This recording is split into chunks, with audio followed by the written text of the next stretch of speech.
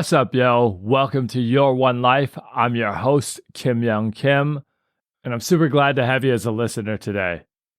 Now, if you're new here, here's what this podcast is all about. This podcast is all about teaching you from the greatest minds in the world, helping you in all aspects of your life, and showing you how to stretch out your dollars and the truth. Who needs a Paris vacation and Olympic experience when you can fake it with low-cost AI? Picks, and it didn't happen.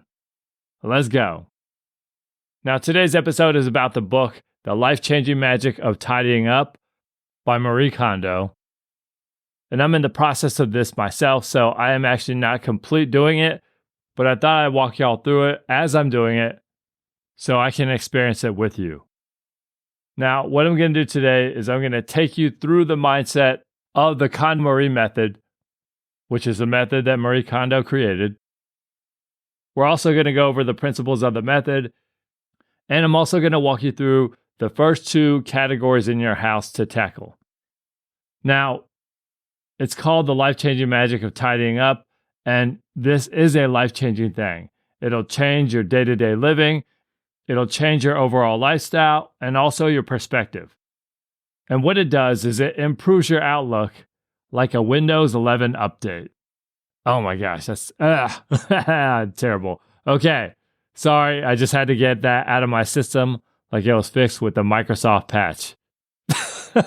If you've just barfed in your mouth twice, that makes two of us. Now, with all jokes aside, this is about helping you put your house into order so that you can put your affairs into order and also put your past into order too. And one of the things that she says is don't live in the past. The past is the past, but none of us can live there. And honestly, it's not about the glory days of the past. It's about the glory days of the future, because your future will overshadow your past. And I want you to be confident that your best days are ahead of you. Now, as I say this, I myself am guilty of this. Sometimes I hang on to mementos from cool things I've done in the past that have some glitz and glamour and whatnot. And I've realized I need to toss a lot of those things away. And also realize that this podcast is a cool thing too. And if I wanted to go back to it, it wouldn't be that hard to, but honestly, I wouldn't trade what I'm doing now for what I was doing back then. So, learn to live in the now, not the past. And as you do the KonMarie Method, it'll help you to see what you need and also what you don't need, what you should and what you shouldn't do. For example, one thing you should do is take a stand against criminal activity, but one thing you shouldn't do is be dressed in cosplay while you do it. Because it's just too much, I'm sorry. But yeah, this is all about helping you to get clarity about what you should be doing, and think about it as essentialism for your house. Now, Essentialism is a super helpful book that I did a 2-part series on, and it's about just doing what's essential, what's most important, and not doing a lot of other stuff. And I feel like Marie Kondo's method will improve your ability to practice essentialism, and essentialism will also help you to practice her methods. Now, there have been a lot of people who have had dramatic life changes happen as a result of doing the Marie Kondo method. There have been people who have quit smoking, who have fixed their finances, who have gotten new jobs, gone into new job fields, made a whole new group of friends who are way more positive and healthy. Some people have fought depression and anxiety and also lost weight. All sorts of things have happened because of this method. And it's not really getting your house in order that does it. It's what getting your house in order does to your mind and your mindset that helps you to make all these super positive changes. Now, if you're completely unfamiliar with Marie Kondo, the great thing about this book is that it's not about a bunch of stuff that you have to remember. It's not about a complex system. It's actually a really simple system. And once you implement it once, it's going to be super easy to keep your house tidy for the longevity, and that's what we all need. Now, Marie says most people fall into 3 categories. Some people can't discard items they don't need, which leads to clutter. Some people can't put things away and everything stays out. But most people, she says, is a combination of both. Actually, 90% of people fall into this category of not tossing things and leaving stuff out. And I will admit, guilty as charged. And this is why we have never-ending battles with our stuff. So Marie is talking about living a different way. And this is the KonMarie Method. And it's not just a way of living, but it's also a mindset. Just like growth is a mindset, and abundance is a mindset too. And we all know if you have the right mindset, you can be successful in life. So before she starts getting into the methods of her system, she starts asking these really important questions. One of the questions is, what goals do you have for tidying? Why did you pick up this book? Now, I myself realized that my house was a bit of a clusterfest, and I needed to use someone else's brain who knows a lot about this stuff to help guide me to get it together. Because honestly, it just felt like a never-ending battle that I would never win. And so I picked up the book, and now I realize that the battle can be won. So one of your goals might be that you have hoarding tendencies and you want to conquer them. Or you realize you need to make change in your life, and you've heard great things about her system. Here's what I know about you. Here's what I know about you and what I know about myself. Deep down inside, you know you could be doing better than you are. And so as we all come to this realization, what we also need to do is see what things we can implement in our lives so that we can actually do better and can actually live up to our potential. So another key question she asks is, what's your ideal lifestyle? And this question is paramount. You have to have an understanding and a specific understanding of what your ideal lifestyle is. So don't skip this step. Sit down and actually visualize what you want your lifestyle to be like, and also how you want your house to serve the lifestyle that you want. And the reason why we're not skipping this step is you need a strong enough why so you don't quit. You need a strong why, and maybe your strong why is you do it for America. Unless you're Canadian. Then you do it because you're better than us. But seriously, ask yourself, what is my ideal lifestyle? And really sit down, write it out, but only after you visualize it in specifics. So here's an example. One of Marie's clients, when she first started, she said she wants a more feminine lifestyle. And Marie was like, well, what do you mean by that? Can you describe it? And she was like, well, after work, I want to come home. I want to take a bath. I want to practice aromatherapy. I want to listen to classical music. I want to do yoga. I want to drink tea, and so on and so forth. And that inspired my ideal lifestyle because I want a more masculine lifestyle. When I come home, I want to not bathe, which I guess is a form of aromatherapy.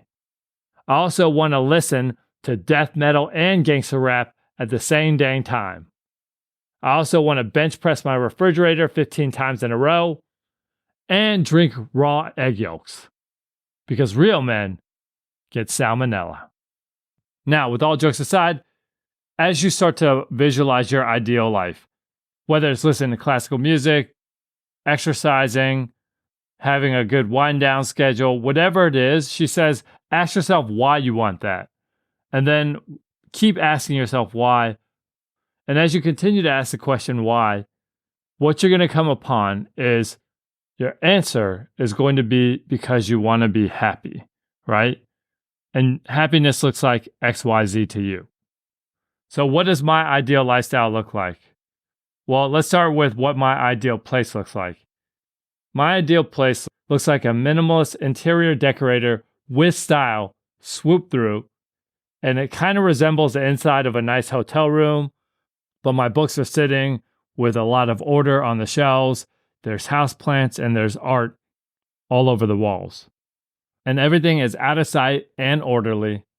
And my living room looks pristine. There's no mail anywhere. Everything is just simple and sleek and well decorated. And my podcasting space is set up. and it looks slick without being too gaudy.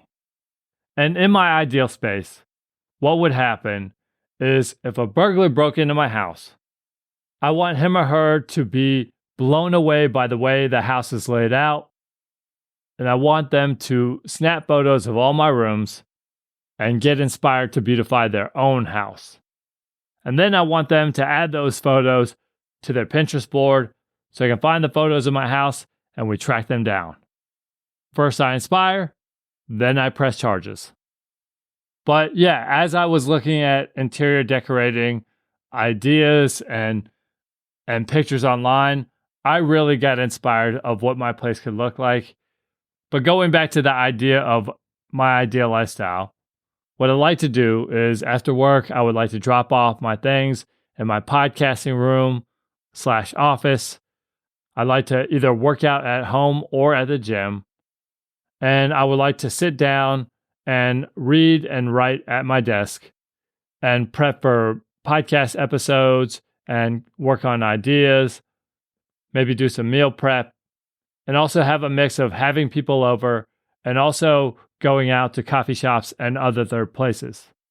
But when I go out, what I'd also like to do is wear a shirt with the pictures of the inside of my house printed all over it, just to do a little flexing. And what I want people to come over and marvel at my place and say, I really like what you've done with the place. But most importantly, I want to say that to myself, because the most important opinion in your life is always your own. So ultimately, I want to be proud of the space I live in, and I want to be proud of myself for creating that space. So now that we talked about the why, we now need to talk about the what, the strategies and the tactics in order to make this a reality. So one thing she says about your house is you need to do it all in one go, not little by little, because if you do little by little, you'll be doing little by little forever. Instead, she recommends having a boot camp mentality, taking it on as an intensive. And the thing about intensives is they're intense and it's not easy. But the cool thing about her program is once it's done, you don't have to redo it. You just have to live and not be sloppy once it's all set up.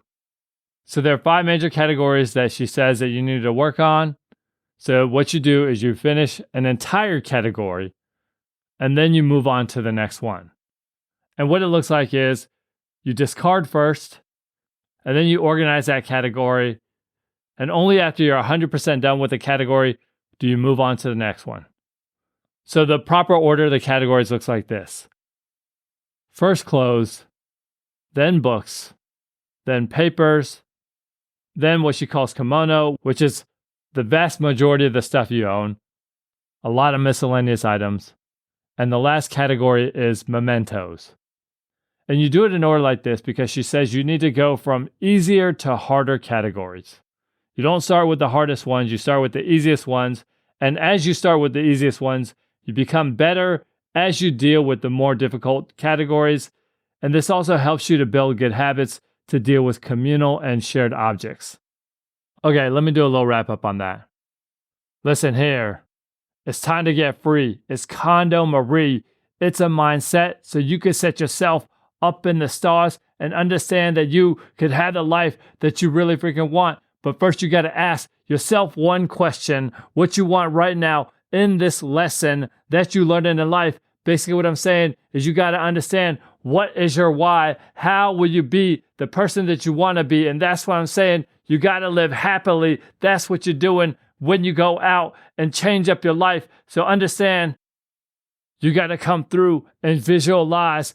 That's what you got to do before you fly up in the air, up in the clouds. You want to look at yourself in the mirror and be proud. So understand this. It's all about the work. It's all about putting it in and going berserk. But that's what you got to do so you can have the life that you want to live and just straight give yourself the opportunity so you could just thrive. Your definition of success, that is your own. But first you got to turn your house into a home. That is the dream home of your lifestyle. And that's what I'm saying. So just go wild. create a vision of your best living. And that's what I'm saying. It's a present that you're giving to yourself so you could just grow. And it's time to get in it. So I'll say, let's go. All right. So that's a little wrap up on your why. And I will say that your why is your foundation for this whole program. So, like I said before, do not skip this step. It's super, super important. All right. As you get started, one thing you need to know is when you come across any mementos, what you need to do is you need to toss them aside. Don't look at them. Don't engage with them. Don't have memories. Take them, throw them all in a large box or somewhere out of sight, because your mementos are the hardest category, and that's why they're last. And what they do is they cloud your judgment. You're going to feel the most resistance on either throwing them out or keeping them. And it's actually a really big category. So keep that in mind before you get started. Now, one part of her program is tidying in the quiet. And what you're going to do, if you're like me, is you're going to be tempted to throw on a podcast or listen to an audiobook or listen to music. But she says, no, what you got to do is you got to actually be able to hear your own thoughts. So don't throw on anything that's going to feed information into your brain. You need this as a contemplative time. And she said, if any music needs to be put on, throw on some instrumental music, throw on some lo-fi, throw on something where it's not actually taking up your brain space with lyrics and things of that nature. And this wasn't mentioned in the book, but I think another problem is if you hear a song that brings back good memories, then you start getting nostalgic. And I think that would make throwing things away even more difficult. Now, another thing she says is tidy in the morning. Do it when you're spry. Do it when you're, just got good energy.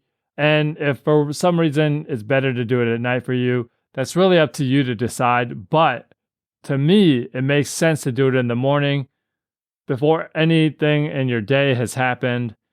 I actually like to do cardio first so that I have good energy going into tidying. So get good energy going. Take shots of espresso if you need to get alert. But tidying in the morning is the advice that she gives. And the thing about her advice is I've actually tried to do some of the stuff without following her advice, just a little here and there. And then that's when I fell on my face. She's been doing this since she was in early elementary. This is her life's work, and she is an expert. And if you know anything about me and what I'm doing with this podcast, it's super important to trust the experts and not lean too much on our own thoughts, within reason, of course. All right, now it's time to start talking about discarding. And this is probably what you've heard when you hear about Marie Kondo. And like I said earlier, what she says is you have to do it all at once and tackle one category at a time. And she says this could take up to 6 months. It could take maybe a month, maybe even less than a month. But in the grand scheme of things, she says, what's 6 months of your life compared to the quality of life that you'll have for the rest of your life by doing this? So if you have a Monday through Friday job, maybe dedicating one Saturday or Sunday morning a week seems feasible. If you have PTO that you need to burn for some reason, maybe that's what you do. And one thing I'll say is, if you hoard things, you might need some help from a friend or a professional. Because I have friends of mine who have strong hoarding tendencies, and they have such a hard time with this. And yes, sometimes in life you need to help. And one key to life is knowing when you need help to reach out for the help that you need. Now, as you start to discard, she says you don't ask yourself what you're tossing. You're actually asking yourself what you're keeping. And it's basically the same thing, but it actually makes it a lot easier when you ask yourself, what am I actually keeping that's important? It's just a different energy altogether. And as you go through all your stuff, what you're going to do is you're going to pick up an item and you're going to ask yourself, does this spark joy, right? And as you hold it, you'll have a feeling about it, whether or not it sparks joy or not. And if it doesn't spark joy, then it's a thing that you get rid of. Some people have criticized her because it's like, well, sometimes you need things as well. And so another thing you could do is as you hold the item, imagine your life without it. Just the other day, I picked up my fire extinguisher.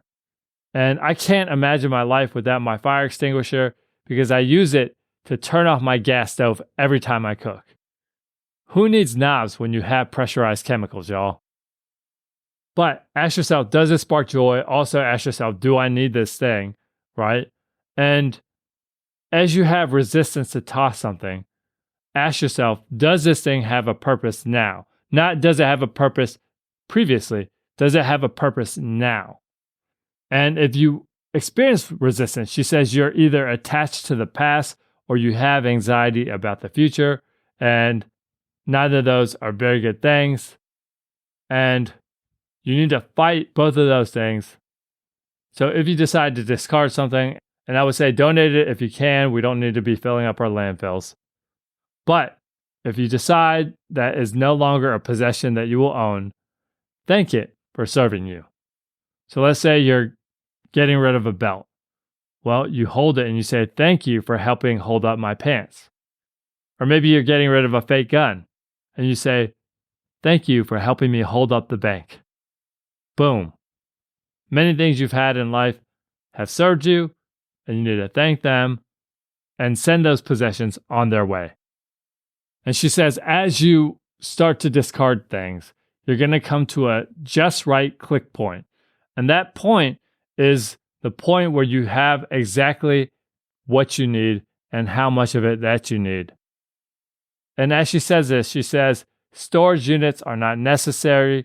You do not need to fill them with your stuff. You do not need them unless you live there too, which is not the life hack that you think it is. But you're going to come to that point as you go through your things. Another tip that she gives is don't let your family members see what you're tossing because they might go dig it out of the trash. Another important part of the program is don't force anything onto other people, especially your family members. Offer it to them if you want, but if they're not interested, do not try to coerce them into taking it so that you can still have it somehow in your life. Also, another thing is don't turn your parents' house into a storage unit. This is not a good way to live. And what it does is it stresses your parents out, and it also doesn't help you to actually tidy up. You're just kicking the can down the road, and that's not how we need to live our lives. All right, another key tip she says is when you organize things, don't put them where they're convenient, where they're easy to access, which I know bucks conventional wisdom, but she says, because when everything's at arm's length, that's when you have too much stuff in one space and then things get lost. And unless you live in a mansion, you should be willing and able to walk from one area of your house to another. I can't tell you how many times in my small house I've lost my screwdrivers, I've lost my tape measures, which I have like 4 or 5 of each of them. And the frustration that I've experienced looking for things because I do not have a good system in place. What you don't need is spending time and energy looking for things because your life is comprised of time and energy, right? So everything should be organized. Things that are like each other, what they need to do is they need to be around each other. For example, all your clothing should be in one general area. All your papers should be in one general area. Anything that's electrical should be in one general area. As I've done my tidying and started with the program, what I found is batteries all over the place. I had batteries, AA, AAA, batteries for my ring system, and I was repurchasing things that I had already bought. And I know that this is the American way, but this is not a good way to live. I had so many batteries, and it's a waste of my time and a waste of my money to be at the store buying stuff that I already have. So put everything that's like each other in the same general area. Here's a great example. If you have Star Wars figurines, they should all be in one spot. If they're all over your house, that is a problem, and that's also the equivalent of having like 6 or more cats. Why do you have Star Wars figurines everywhere? Keep them in one spot, preferably somewhere where judging doesn't happen. Now, as you start to store things, what she says is you need to store things vertically.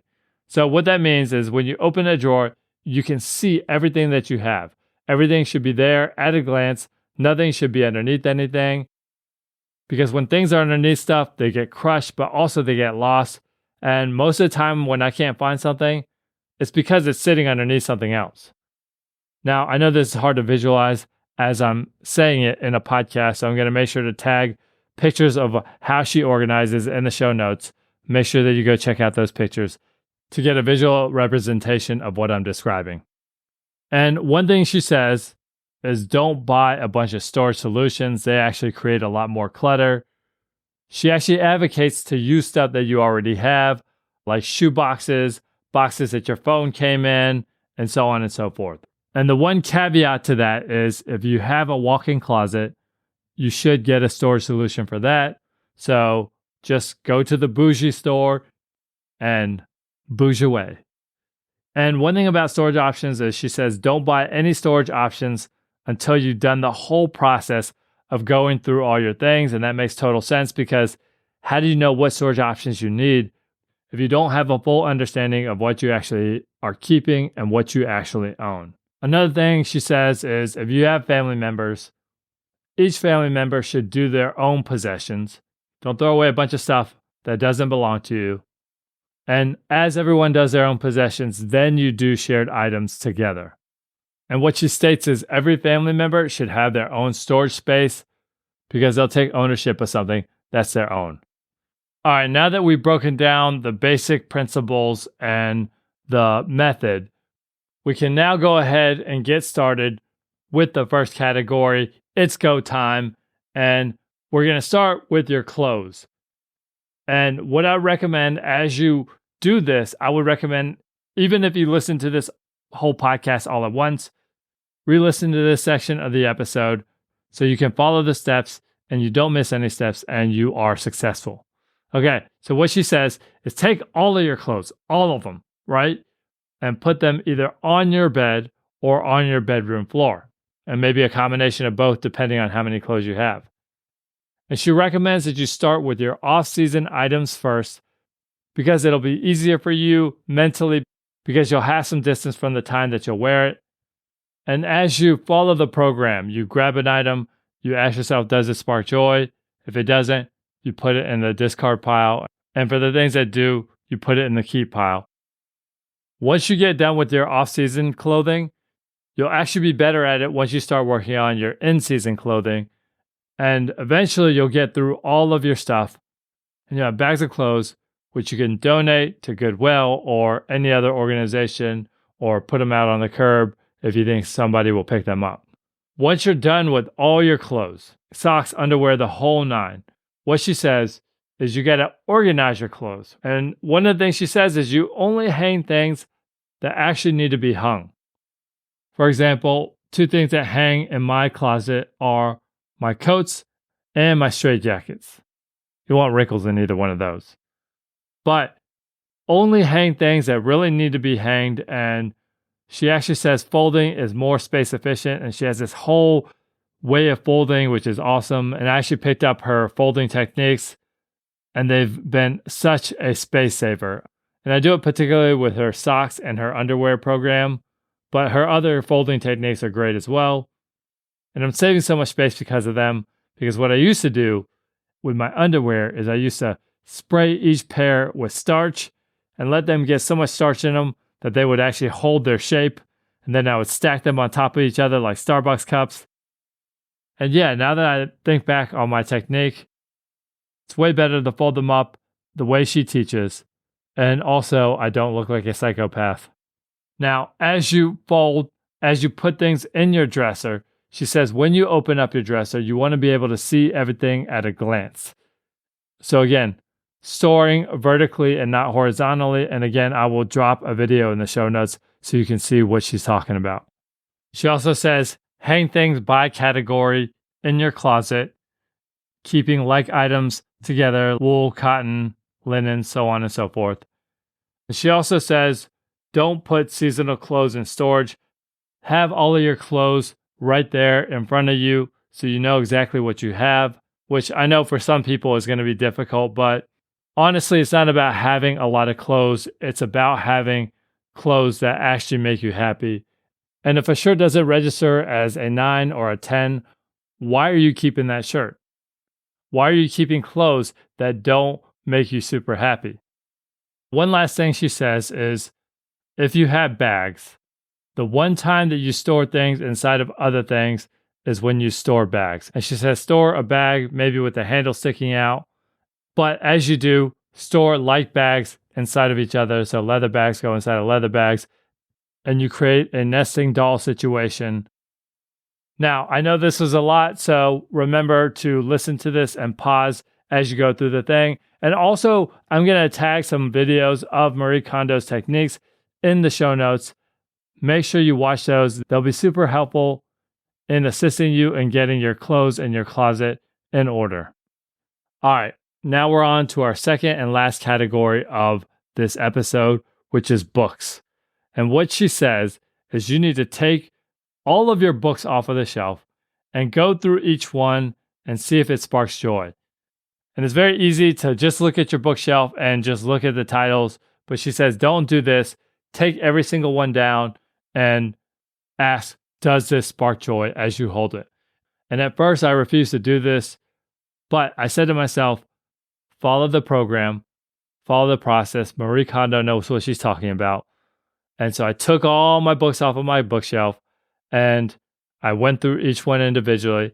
And after I'd originally gone through all my books just by going through them by looking at the titles, when I took them all down, I actually got rid of a dozen books that I was planning to keep. And one of them I just bought, but I said to myself, no, I'm not going to read this book. It doesn't spark joy. I'm going to give it a new home. All right. Once you get all the books off of the bookshelf, you need to break them down into categories. So she has 3 categories. One of them being books that you read just for pleasure. Another being practical books like cookbooks, reference books, so on and so forth. Another one being visual books like art and photography books. And the last category is magazines, which aren't books, but you probably have a few of those laying around. Now, one thing that she says is as you're going through your books and asking whether or not they spark joy, do not read them. Do not open them up. That clouds your judgment. All you got to do is hold the book in your hands, look at it, and ask yourself, does this book spark joy? And what you want to have at the end is just a hall of fame of the books that you own and nothing else. If it doesn't hold at least like a 8, 9, or 10, then that book needs to go. Now, the one caveat I'll throw in there is if the book is brand new and you can gift it, then you can keep that book. Or if the book makes you appear smarter than you are, that is also a reason to keep a book. Okay, so once you've gone through all your books and you now have a stack of books that you need to get rid of, the question is, what do you do with this stack? You could take it to Goodwill, but you could also take it to a used bookstore and see what they'll give you for them. I like buying used books because I feel like it creates less waste in the world, and also it saves money. So a lot of used bookstores will give you a credit towards books that you want to buy in the future, or we'll just do an even exchange. If you don't want to deal with that, you can donate them to the library. But regardless of what you do, please don't put them in a landfill. And that goes for pretty much all the stuff we're talking about as far as discarding goes. We got way too much trash out there in the world. So if it's salvageable, take it to Goodwill, take it to another thrift store, post it on Buy Nothing, put it out on the curb. That way we can all just do our part to help save the planet. All right, let me end with this. Visualize your ideal lifestyle and the person you could be. Then you get yourself together by choosing what you'll keep. Thank all the things that served you as you discard and release. Step into a bigger story of joy and feeling free. All right, so that's the end of the episode. I hope you enjoyed it, and I hope you learned a lot from it. If you are new to this podcast, don't forget to hit the follow button so you don't miss future episodes. And if you've been listening, please rate and review the podcast. That helps out a lot. And also send it to someone that needs to hear this message. Now, as I said earlier, the 2 categories of clothing and books, there's a lot of nuts and bolts in that last section. So I would actually recommend that you don't finish this podcast, that you pause it pretty close to the end of the episode, and that you re-listen to that as you're going through it so that you can follow the steps and not miss important things as you go along. Also, I highly recommend that you watch the Marie Kondo series on Netflix if you have it, just to get some inspiration. And also watch some of the videos that I tag in the show notes. Look at the pictures so you can get a good visualization of the methods that she teaches. And of course, pick up the book, The Life-Changing Magic of Tidying Up by Marie Kondo, because it's always best to learn directly from the source. There's a lot of really great stuff in that book that I couldn't go over because of time's sake, but I highly recommend that you pick up the book or at least listen to it through audiobook. I want to give a big shout out to my dude Suraj for making the instrumental for this podcast, and a shout out to you for the awesome things you're going to do from these teachings. This is Your One Life. I'm Kim Young Kim. I hope you have a great day, a great week, and until next time, peace!